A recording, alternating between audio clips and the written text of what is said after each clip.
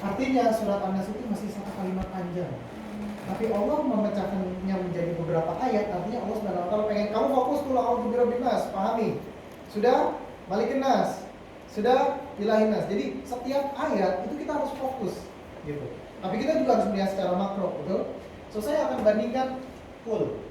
Kul di dalam Al-Qur'an itu ada 5 kali. Hanya 5 kali. Surat Al-Jin, coba itu ya.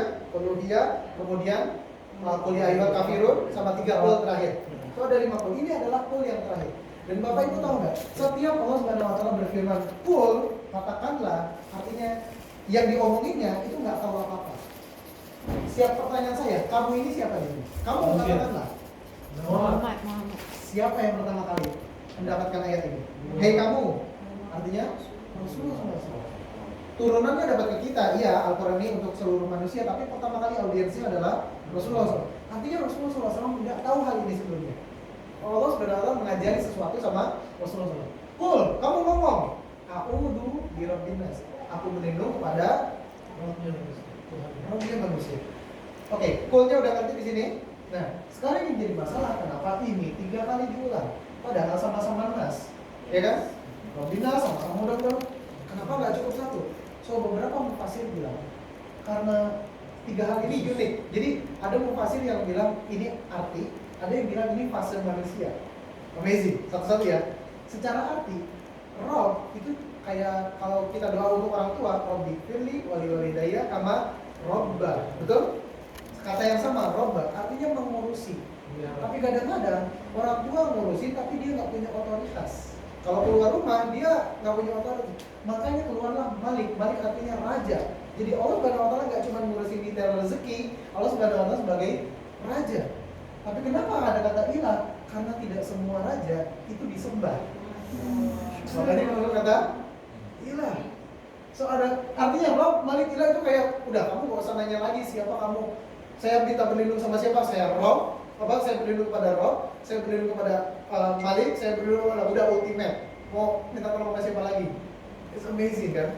Kemudian selanjutnya ada yang bilang Rob disebut Rob karena kayak anak kecil, maksudnya itu kayak anak kecil yang ketika kecil tuh harus di Rob, harus di apa namanya dikasih makan, dimandiin, disekolahin, gitu. Oke. Tapi ketika dia gede sedikit, yang dia tuh udah gak butuh Rob, tapi dia butuh kekuasaan, dia butuh kerjaan, dia butuh apalagi harta, takhta dan lain sebagainya. Malik. Ketika dia tua, dia udah nggak ngurusin harta takhta, dia ngurusin ilah. Saya mau beribadah kepada Allah. Mau ini 2 pendapat yang berbeda. Saya ngambil dari apa namanya 2 tulis gitu kan. Oke.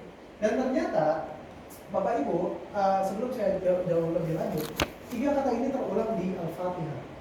Alhamdulillahi Rabbil Maliki Nas, sorry di sana Maliki Yaumiddin. Ilah itu kebalikan dari Abdul. Abdul ilah itu sesembahan, Abdul itu penyembah, hamba. Sorry. Iya Allah gitu. Ilmu kita itulah ya. So ini baru dari segi bahasa. Nah, saya lanjut dulu, nanti ada yang lebih makro lagi, lebih besar. So perhatikan baik-baik. Berlindung dari apa? Min syarril waswas. Saya punya cerita seru tentang waswas untuk Bapak Ibu. Oke, bismillah. So satu hari saya pernah sholat asar di masjid. Oke, di masjid di kampung saya. Oke. Kemudian saya sholat asar, kemudian saya melihat ada kakek yang bawa cucu. Wah, cucunya iya apa segala. Kakeknya ngapain, cucunya ngikutin. Wudu. Lihat ini kakeknya wudu. Kemudian apa? Semuanya, pokoknya dia fans banget sama kakeknya ya. Like grandfather, like grandson gitu lah. Mirip banget. Kemudian sholat, masya Allah sholat di samping saya gitu kan. Saya ingat banget kejadian ini. Saya, cucu, kakek. Oke, jadi dia sebelah. So, cucu semuanya disuruh ini dia manut banget. Suruh lurus saf. Pokoknya dia ngeliatin kakeknya. Oke. Uniknya adalah cucu bilang Allahu Akbar, betul? Mulai sholat. Allahu Akbar. Dia ngeliatin kakinya. Dia tuh kayak gitu lah. Dia belum TK, jadi masih umur 2-3 tahun, kayak gitu yang bisa dibawa ke masjid lah, 4 tahun mungkin ya. Nah kemudian ketika dia bingung, setelah Allah Akbar dia baca apa? Si kakeknya bilang, kedengeran gak sama si anak? Yang dia dengar apa? Si anaknya langsung teriak, was. So dari situ saya ngerti, kenapa dia bilang was. Karena yang dia dengar adalah so, sesama kita orang sholat pasti dengar kayak gitu kan? Tapi itu, so saya was itu nggak real Bapak Ibu. Nggak ada tiba-tiba siang-siang safar gitu, nggak ada. Tapi dalam hati kayak, kayaknya enak nih siang ini. Tapi kayak samar-samar gitu. Itu masuk ke dalam dada manusia. Nanti ya, kita masuk ke sini. Tapi Al-Khannas. Dan uniknya adalah kata Al-Khannas di bahasa orang ulama, Al-Khannas itu bukan hanya tersembunyi. Al-Khannas itu dia muncul ketika kita lagi nggak taat. Dia hanya muncul kita nggak kayak pernah nggak sih kita main sama teman gitu tiba-tiba lewat jalan situ stop. Pas kita jadi nggak ada dia jalan lagi lempar lagi ya kan? Itu Al-Khannas. Jadi pertama dia nggak disiplin. So Al-Waswas juga sudah berlaku kepada Adam alaihissalam. Kalau Bapak Ibu tahu jin setan itu diusir dari surga jauh banget. Surga itu seluas langit dan bumi. Tapi gimana caranya Adam alaihissalam di dalam, setan di luar bisa gangguin Adam? Waswasa lahum masyaitan. Jangan-jangan jin itu punya teknologi 5G, Wi-Fi yang kuat sehingga surga yang luas itu dari luar si setan itu bilang sebelah sana. Suara apa ini? Adamnya enggak, istrinya padahal mereka nggak ada, si setannya nggak ada di surga. Jadi nggak ada manusia satupun yang bisa selamat. Karena jarak surga yang luas gitu aja, Adam tetap tergelincir. Apalagi kita, makanya kita bilang, "Kul, aku itu birabi min syarril waswasil." So dia tersembunyi. So ada yang bilang juga, pokoknya setiap kita taat apapun itu, setan akan bilang. Karena dia pernah. Tapi setiap kita nggak taat, dia langsung muncul dan langsung gangguin kita. Apapun. Kemudian dideskripsikan bagaimana dia mewaswasnya itu alladzi yuwaswisu fi sudurillah. Jadi Bapak Ibu perlu tahu bahwasanya kita itu, Bapak Ibu tahu film Power Ranger nggak sih? Power Ranger kan? So sebenarnya robotnya itu yang besar itu nggak bisa hidup kalau nggak ada yang masuk ke dalam gitu ya, ingat? So anggap aja Sudurinas di dalam kita itu kita punya sesuatu kayak apa ya istilahnya kayak tabung atau tempat yang jiwa kita tuh ada di dalam. Setan tuh nggak bisa masuk. Dia cuma di situ. Di suduri karena ada sodrum. Sodrum itu artinya dada. Di dalam dada manusia. Di suduri. Dan uniknya adalah dia cuma bisa bisikin. Artinya nge-action kita. Kalau berbuat dosa, sebenarnya yang mancing setan, tapi yang berbuat siapa? Karena dia cuma bisikin doang. Jadi itu tuh kalau kita melakukan hal dosa, yang dosa siapa? Kita, kenapa kita dengerin, betul nggak? Uniknya adalah, perhatikan baik-baik. Yang membisiki ternyata di sama Allah Subhanahu wa taala dijelaskan minal jinnati wan nas. Si pembisiknya itu siapa aja? Ternyata bukan cuma jin. Dan uniknya adalah nas ini artinya semua manusia. Ada yang bilang bahwasanya ini jin jahat sama teman jahat. Tapi ada mufasir yang bilang ini jin eksternal, nas orangnya sendiri yang pengen berbuat dosa. Jadi kayak jin itu cuma mancing 1-2 kali gitu ya. Terus sisanya personal. Contoh misalnya Ramadan, jin di kerangkeng, betul nggak? Nggak ada. Tapi kenapa maksiat jalan terus? Jangan-jangan dia itu sendiri yang jahat. Kadang-kadang jadi ada bagian di diri kita yang emang kita aja pengen jahat gitu loh. Hawa nafsunya yang naik. Oh, tapi enggak mas, ada teman saya yang ngajakin, ya itu teman manusia juga, tapi ada juga yang dari dalam gitu.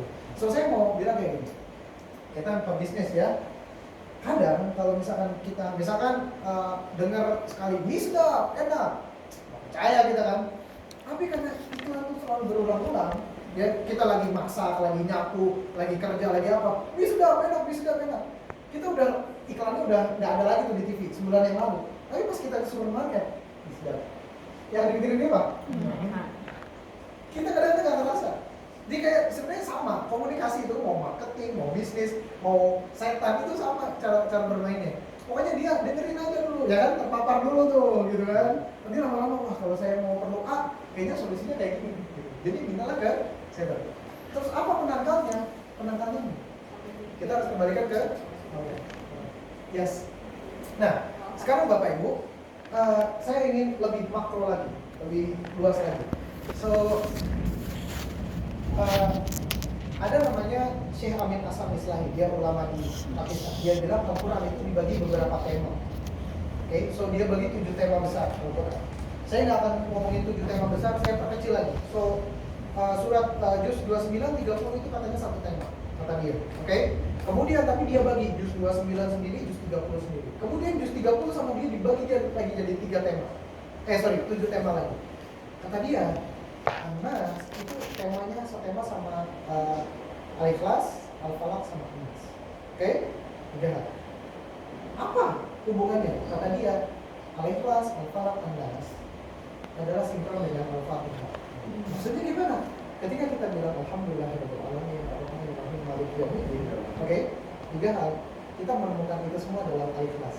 Allahu Ahad, Allahus Samad, lam yalid wa lam yulad, wa lam yakul lahu kufuwan ahad.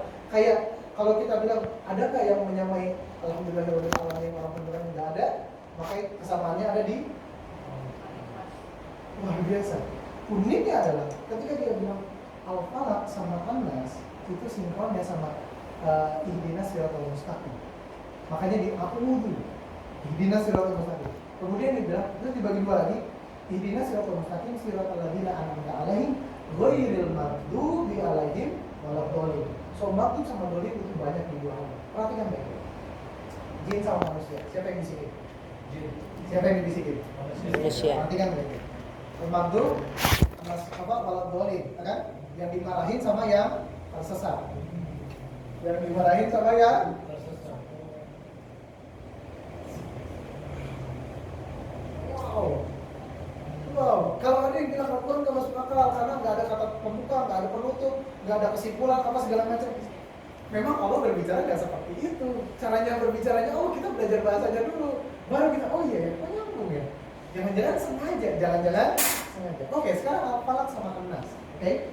Al-Falaq sama An-Nas itu uniknya di Al-Falaq fullnya cuma 1. A'udzunya cuma 1. Qul a'udzu birabbil falaq. Tapi minnya banyak. Misalnya makhluk di sini.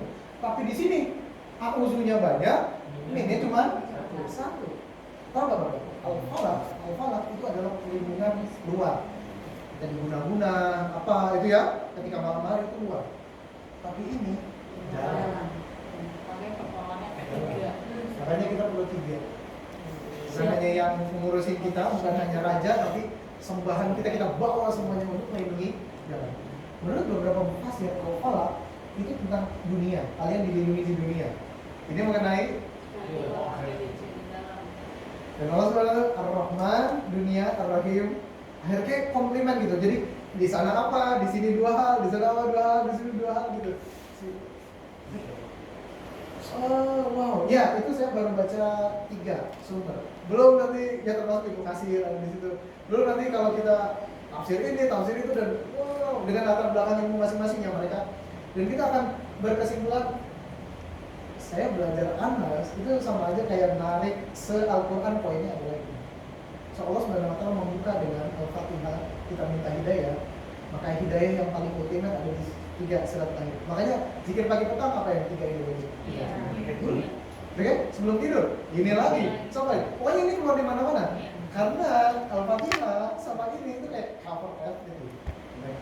Kalau tahu dan sekali lagi saya ulang, kalau Allah SWT mengeluarkan ayat-ayat pendek, itu sama kayak kita kalau ada sumur di ladang, kita numpang mandi, kita hafal dan kita pegang value-nya, betul? Rajin pangkal pandai. Terus apa? Hemat pangkal ayat. Kita pegang dulu. Artinya yang pendek-pendek ini, Allah SWT oke, ini saya bikin pendek, pegang baik-baik. Nggak perlu Al-Baqarah panjang tentang ini, tentang itu. Ini 1 kalimat. Pegang baik dan dibuatnya indah. Nas. Oke? 1 hal lagi sebelum terakhir. Di sini kata beberapa ulama, nas keluar, nas. 3 yang pertama adalah hamba. Oke? 3 yang pertama adalah hamba. Tapi yang ini hamba yang baik, sudurinas, dia dibisiki. Yang ini hamba yang juga yang dibisiki. So ini adalah hamba yang biasa aja. Oke? Dia original, tapi ini hamba yang baik, dia hamba yang yang jelek. Karena dia bagian dari sini kan. Jadi ini yang dibisiki. Kalau mau dihitung kata, mau dihitung apa, ketika dihubungin gitu. Sekarang pertanyaan sih gini. Manusia mana yang punya kemampuan mental kayak gini untuk berbicara? Dan 1500 tahun kemudian Bapak Ibu, Rasulullah tuh nggak bisa baca tulis. Sini dapat dari mana kalau bukan dari Allah Subhanahu wa Ta'ala? Sekali lagi, kenapa kalimat ini saya ulang-ulang? Karena banyak Muslim sendiri nggak percaya bahwasanya Al-Quran itu sakral. Nah sekarang, kalau orang paling sakral di Islam nggak bisa melakukan ini, artinya ini bukan dari orang tersebut gitu loh. Oke? Rasulullah SAW artinya itu dari Allah Subhanahu wa Ta'ala. Makanya Rasulullah bilang, ikuti saya bukan sebelah saya, betul nggak? Ikuti saya ini, sebenarnya seperti saya. Makanya saya itu sama Mbak Yulia ini terakhir buat Bapak Ibu, kami itu belajar Al-Quran terus. Karena setiap surat itu akan menjadi surat favorit saya. Belajar surat ini surat favorit saya. Belajar surat ini surat favorit saya. Karena setiap belajar surat, kok ini beda polanya? Kok ini sama ini? Kok ini beda? Kemarin ngobrol sama Mas Afan, kenapa di surat Al-Fajr kayak gini? Saya belum mempelajari dalam-dalam, cuma wah, luar biasa gitu. Dan saya harap Bapak Ibu bisa datang di nanti tanggal berapa? Tanggal 7 Maret ya Bapak Ibu. Dan di situ kita akan belajar tentang Al-Asr. Jadi surat Al-Asr. Al-Asr itu tentang persiapan di hari akhir. Insyaallah. Judulnya disebut apa namanya? Hidup anti rugi. Hidup anti rugi. Bisnis anti rugi nggak ada gitu kan. Tapi ada hidup anti rugi. Allah Subhanahu wa Ta'ala yang menjamin nanti di surat Al-Asr. Oke, Bapak Ibu sebelum terakhir saya lupa masih kemudian saya pernah melihat kalian itu Robinas, Malikinas, Ilainas itu dikaitkan dengan tauhid rububiyah, tauhid uluhiyah sama tauhid ilahiyah. Jadi kunci perlindungan utama itu bagaimana kita menguatkan tauhid. Kan bisa nyambung ikhlas gitu kan. Tauhid itu di dalam hati.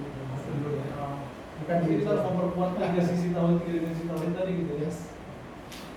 Terima kasih banyak Bapak Ibu. Mbak Yulia punya hadiah.